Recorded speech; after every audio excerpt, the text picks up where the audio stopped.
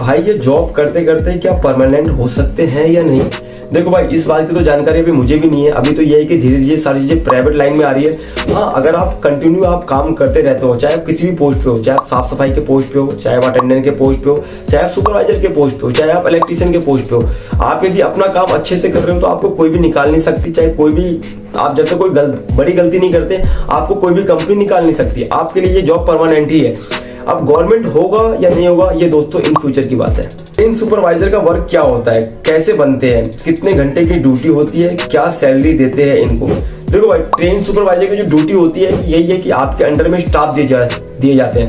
आपके अंडर में साफ सफाई के भी स्टाफ होंगे और कोच अटेंडेंट के भी स्टाफ होंगे। उन सभी स्टाफों को आपको उनके कामों को चेक करना है। जब भी आप ऑन ड्यूटी होते हो तो आपको कुछ पेपर वर्क दिया जाता है, उन सभी पेपर वर्क को आपको कंप्लीट करना होता है। सारी जो केमिकल आपके साथ जितने भी केमिकल जाती है, उन सारी केमिकल के आपके पास डिटेल्स होते हैं कि कौन सी केमिकल कितनी क्वांटिटी में जाती है।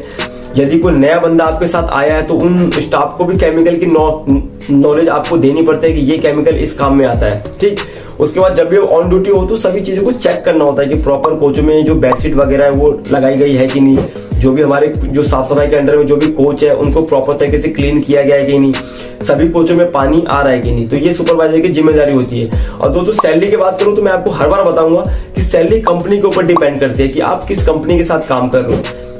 सारी कंपनी प्राइवेट की है, लेकिन प्राइवेट में दो कंडीशन होता है। एक होता है कि प्राइवेट लिमिटेड और एक होता है लिमिटेड।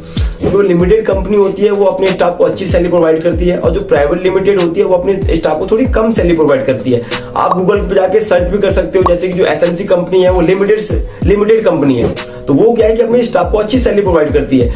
रेंज तो दोस्तों यही है कि आपको यदि मैं रेंज बताऊं सैलरी की, कितनी रेंज में आपको सैलरी मिलती है, तो सुपरवाइजर की जो सैलरी है वो 12 से लेकर के 16 तक के बीच में होती है।